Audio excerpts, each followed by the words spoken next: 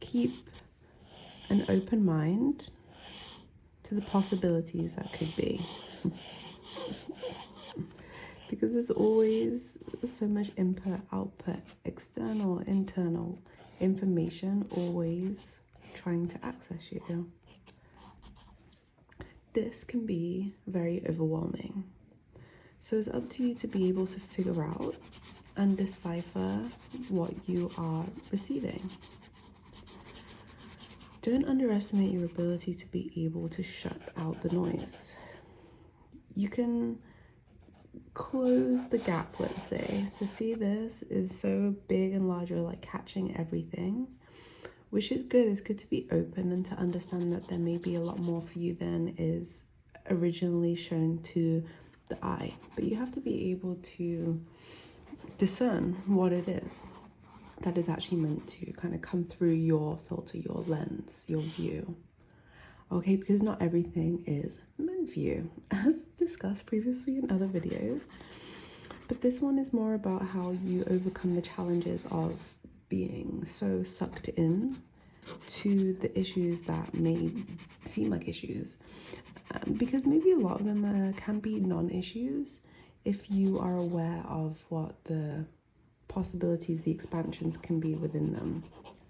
Because attached to all of these inputs, internal, external, whatever they may be, there are many other things that can come from it. There are many other possibilities, actually an infinite number. But it's only if we stay open to them, and it's only if we are able to expand beyond our limited thinking, is that this is like an infinite scale of all the different possibilities and then what can come from them. If we're only limited to, so let's say, one idea, which is great, and we can get very far with this, okay, because it's like, oh, you have a direction, a goal to achieve or attain, or what you want to do, and it feels like, yes, here we are working towards it, which is wonderful. But if you're like in a one-track mind, and say maybe, I don't know, someone mentioned something that they're working on, maybe something similar or something in that realm, but you're like, no, I'm working on my own thing, like ignoring this, because this person or this idea or the person that's working on something similar could be a carrier for you, or something that expedites what you're trying to do.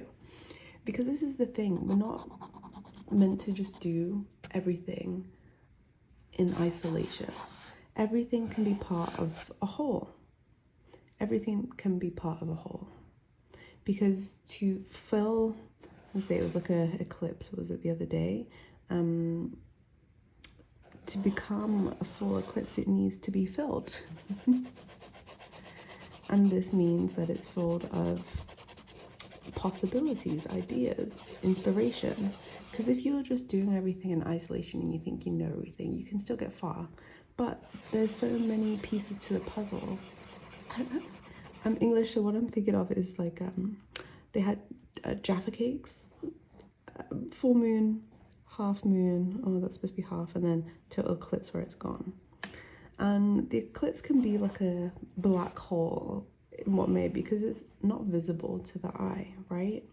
But then how we come to be more of a full moon in the full expression, in full being of you, of the idea, whatever it is that you're trying to achieve, there's different segments that make up this whole thing. Think of it like a pie chart. There's so many different things that go into it. So we don't want to kind of fade into the background in this eclipse way. We want to expand, maybe even add more to the segments. But you have to be open to the possibilities and let them come through.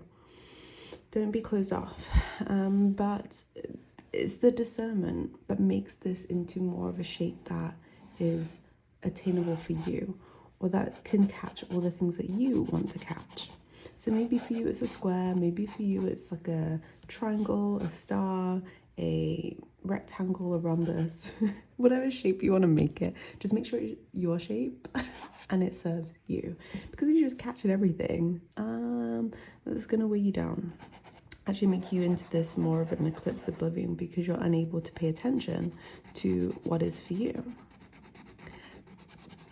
So it can go either way, and this is why it's kind of challenging in this thing of life, because some things can seem like shiny objects that you want to follow, but is this actually getting you towards what is like on your heart and on your mind? It's always important to have that, but not to be so constricted by it that you're like in this eclipse mode where you can't really even see anything because it's all in the dark. So you got to do the things that take the steps, so you'll come to the half moon or even just a quarter moon. And then by the end of it, you just keep adding quarters or fifths, eighths, whatever, right? To get to a more full, complete picture. But the only way by doing this is by recognizing the things that fulfill what it is on your heart. So create your shape, be able to understand what is meant for you and how you can achieve it through different segments. Because it's not all going to be like a one-track road. It may feel like it might be like, but yeah, I know exactly what I want to do, and I have to take these steps like a little ladder up to this knowing. And this is it. You do take it step by step, but don't think you know everything, because some things can come as a surprise and some things can come like out of the woodworks to support you in your mission. But if you are so focused in like a small eclipse way, a small little portion, you're going to miss it. And as I said, you can still get there, but it will be more fulfilling if you are able to utilize what comes to you, what is put in your path to support you. Because it's here to support you. This is the thing. So you have to be open to the possibility of support, the notion that these things are going to climb you up the ladder to whatever shape you have, and then you're able to catch them. And to be with them, sit with them, understand them a little bit more from a more of a full moon lens than a disappeared one.